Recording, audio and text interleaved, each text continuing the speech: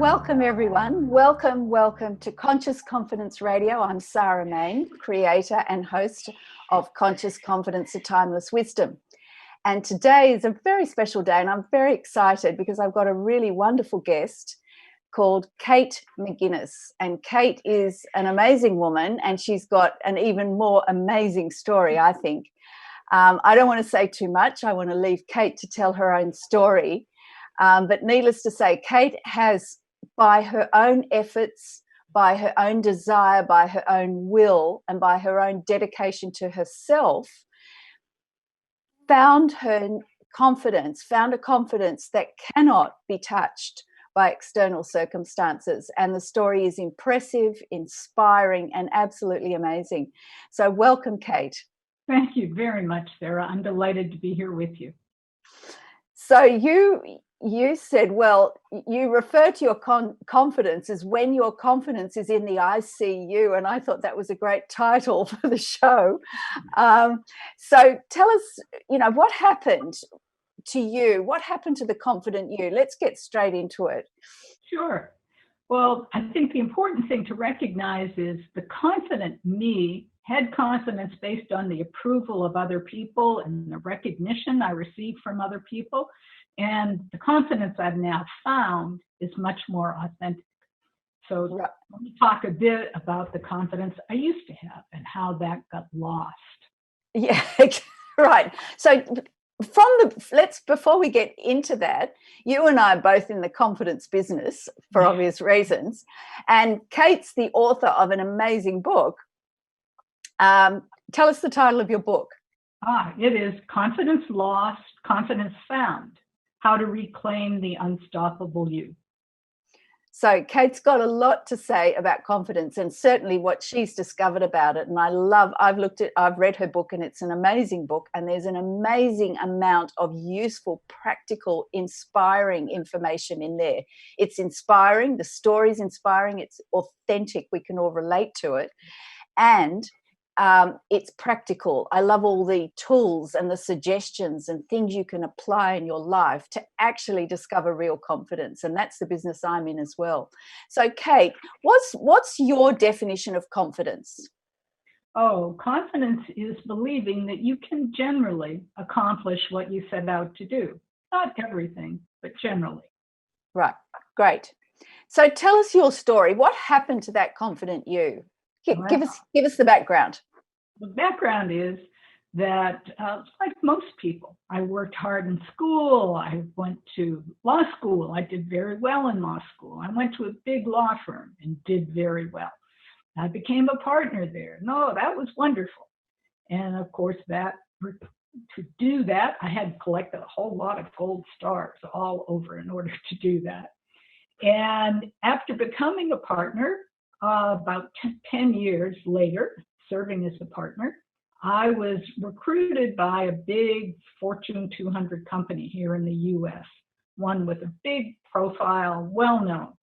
And that was, big gold star on that one. And all of that served to sort of inflate my ego, created this identity of a superstar woman lawyer. And that was all terrific until I suddenly, got fired with no real warning. Two guys walked in my office one day and it was, all right, we're going to put out a press release before the market opens that you're no longer with us. So that was pretty bad. And eventually, after a lot of months of negotiation, I got a severance agreement, and my tax lawyer convinced me, have it come in annual installments. And I thought, okay. And the problem was the company that was paying me the annual installments went bankrupt. So lost my job, lost my identity. And what I had done with my severance agreement was I bought a ranch in California wine country. So I ended up losing my severance, losing my ranch, and even losing my horse.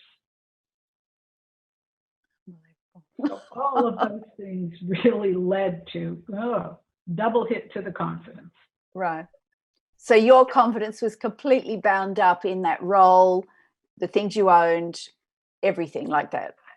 it was really, all of those are true. And I think probably the biggest thing was the approval and the praise and recognition I got from other people. So it was Right. all external. Yeah. Okay. And so at your lowest point then, what was the actual turning point? You know, the moment you kind of woke up from this despair where your confidence had been completely stripped away from you, essentially by external forces. What was that turning point where you thought, I can do something about this, I can do this? Well, I think the most significant turning point actually was I was in a restorative yoga class. Right. And here I was supposed to be laying there on a prop, very relaxed, and my mind just kept going over all of the anger and loss that I had. And finally, it came to me, I was only hurting myself with that. Right. And that realization really helped me propel myself forward. There's always a moment. I love hearing about those moments where there's an awakening about something like that.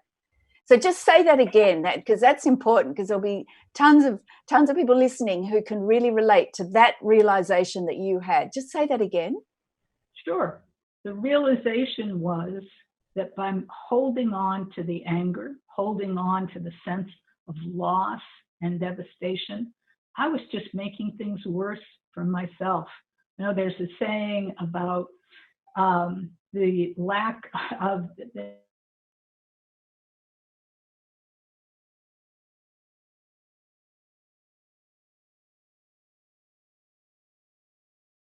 Olivia, I've lost Kate. my anger. I lost her for that. Can you stop? Yeah, Olivia. Kate, your audio froze for me. Okay. Can you just when you reiterate that moment you woke up? So, do you want me to say the question again, Olivia?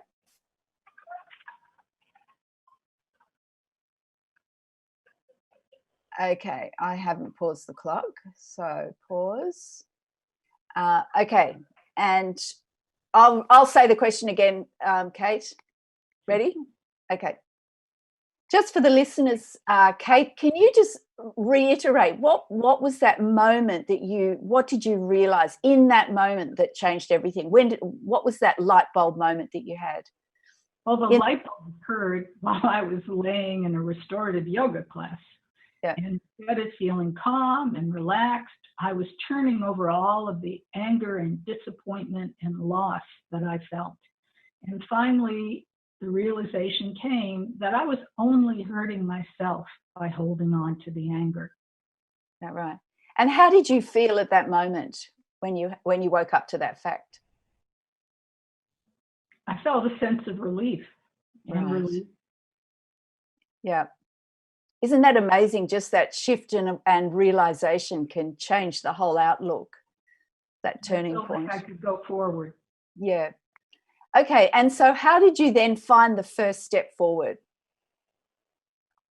The way I found the first step forward, I would say really was through mindfulness meditation, of becoming aware of what was going on in my mind. And at that point, a lot of what was going on in my mind was quite negative, anger and self-criticism of, well, what I could have done differently, what I should have done differently.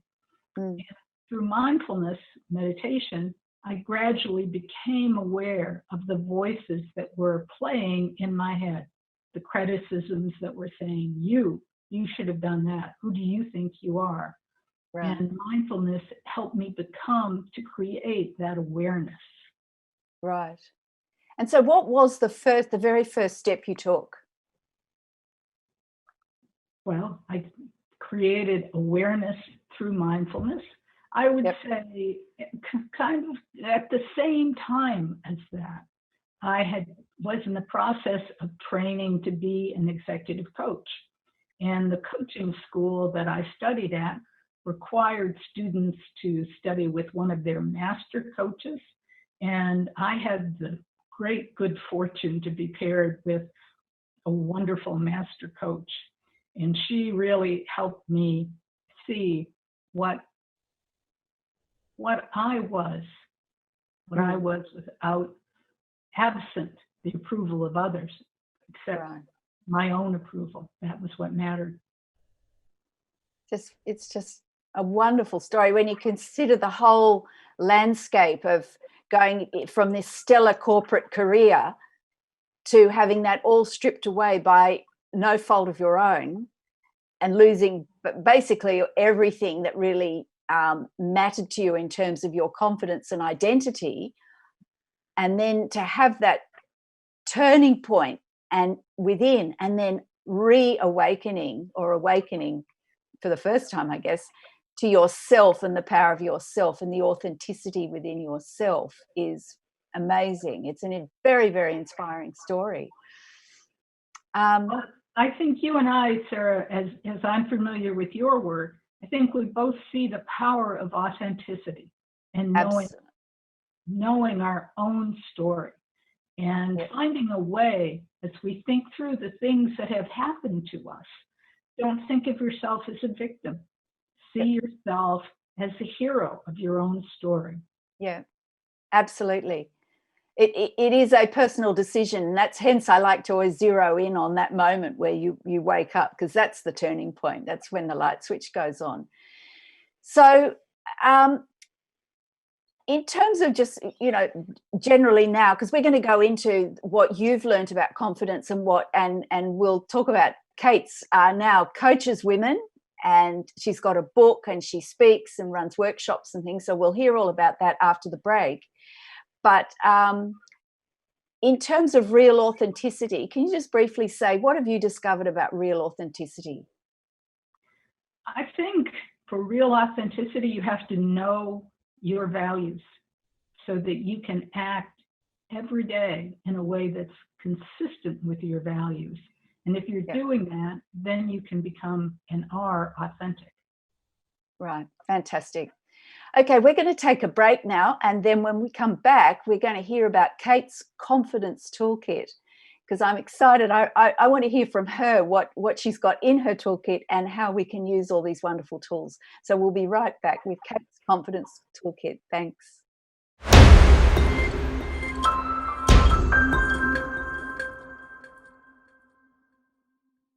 Welcome back, everyone. Welcome back to Conscious Confidence Radio, and my very special guest, Kate McGuinness, and she's the author of Confidence Lost, Confidence Found. And welcome back, Kate. Thanks very much.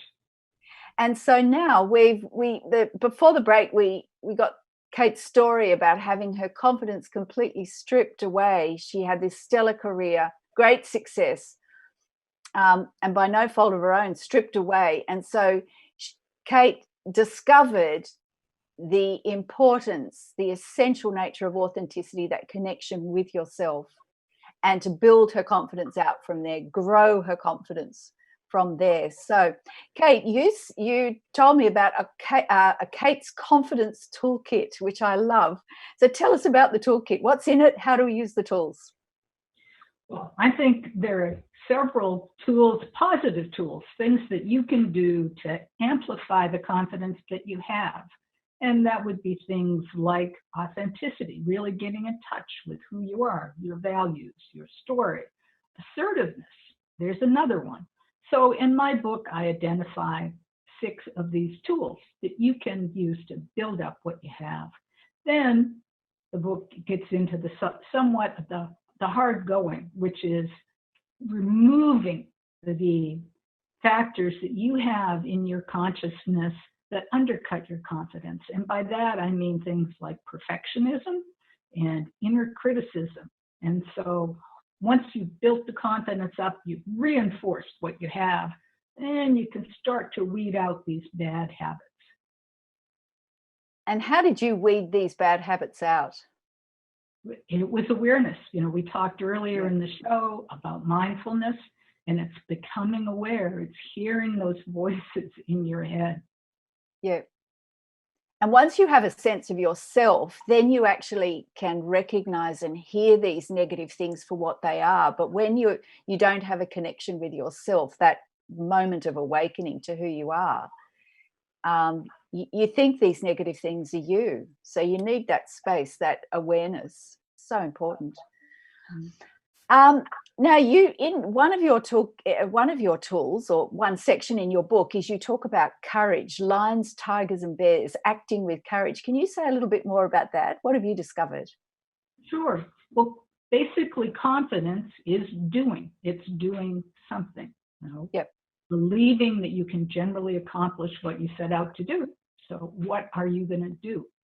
So, courage. There are many ways that you can build up courage. One of them is keeping a tally of your successes. What have you accomplished? Maybe some days for me, a success is just clearing the paper jam in my printer.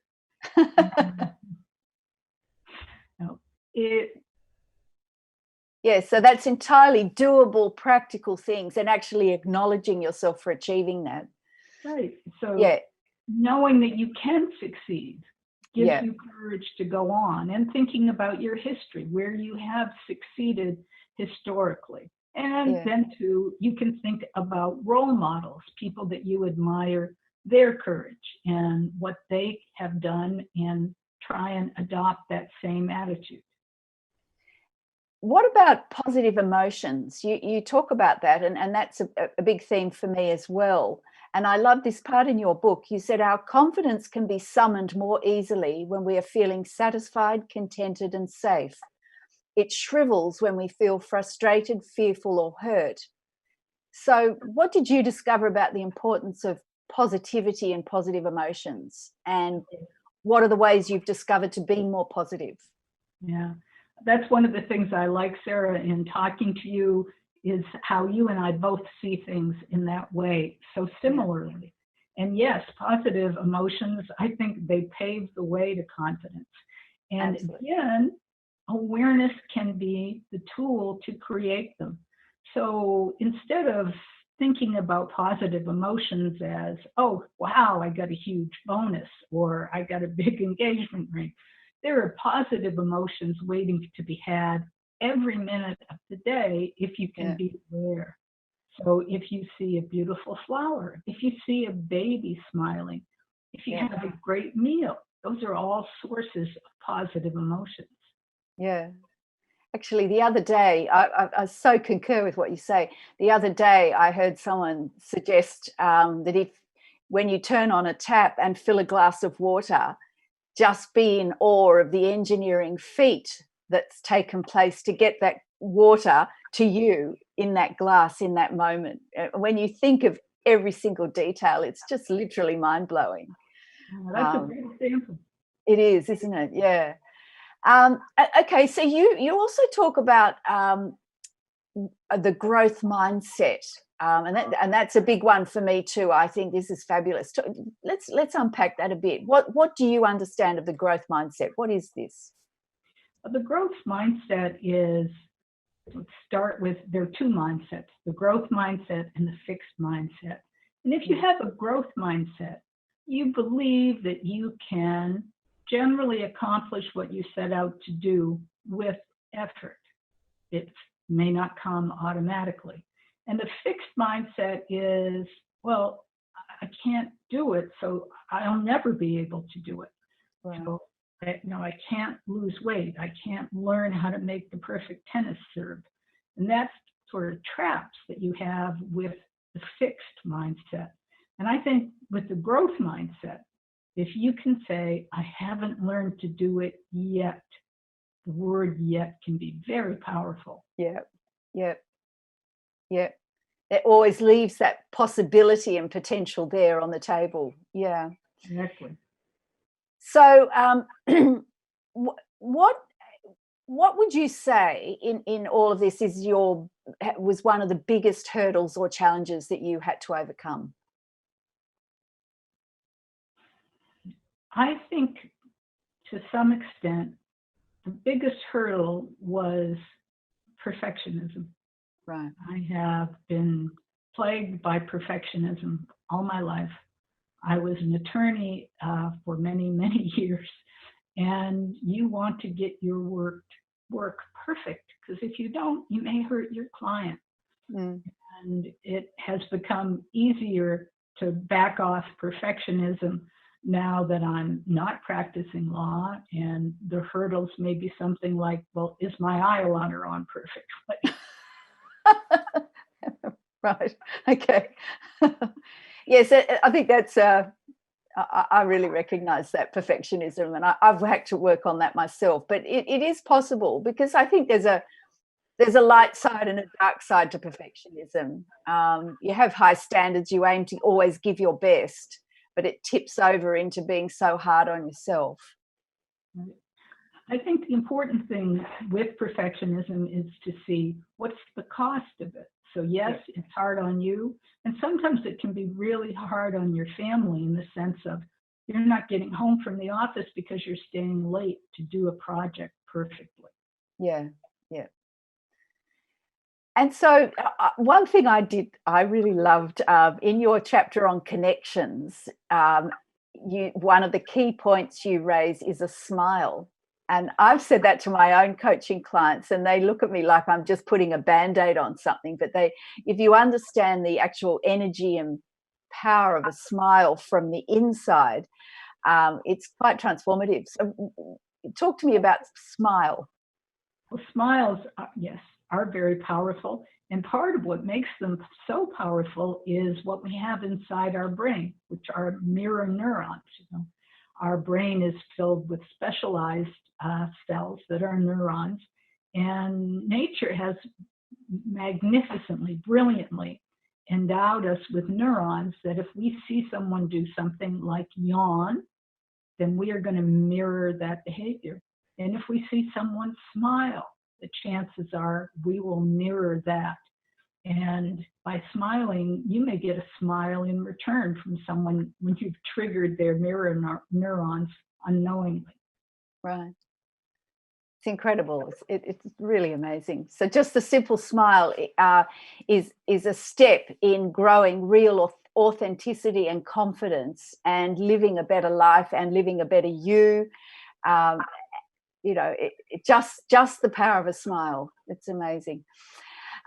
So what's something that's unexpected that's come from this journey? Oh my gosh.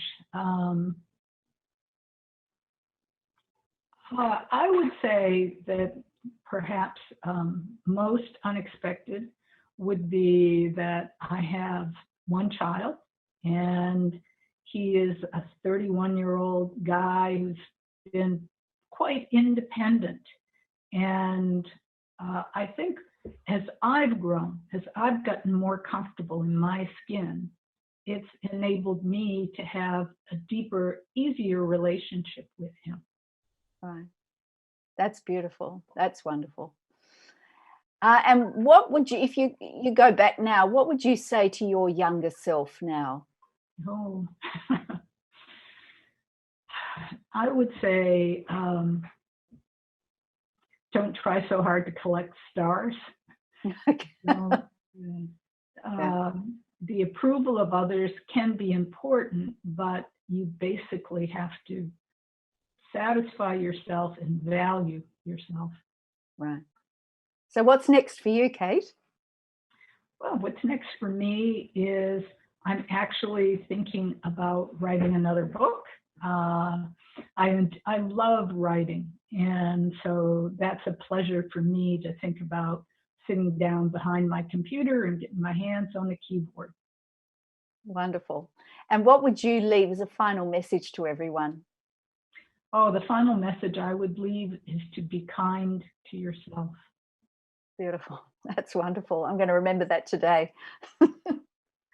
And so how can people find out more about you, your work, how they can work with you, where they can get your book? Tell us everything. Sure. I have a website, which is Kate, K-A-T-E, McGinnis.com. And so that's Guinness spelled like the Guinness Book of Records or the Guinness Stout. Just slap an MC in front of it. KateMcGinnis.com. You can get my book there. You can get it at Amazon, Barnes & Noble, basically anywhere books are sold. You can get it in paperback or in digital form.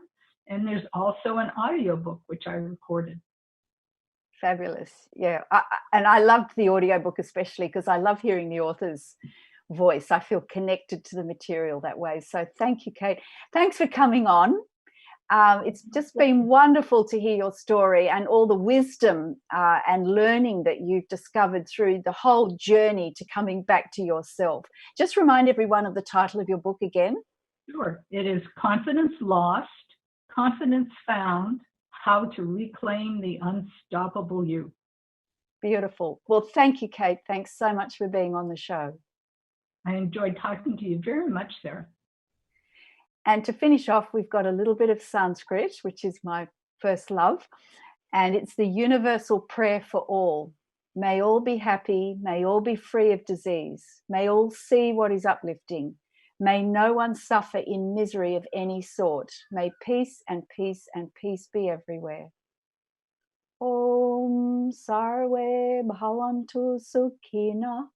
Sarve Santu Niramaya. Sarve Bhadrarni Pashantu. Ma Kaschid Dukkha Bhag Bhavet. Om Shanti, Shanti, Shanti. Thanks for joining us, and we'll see you again.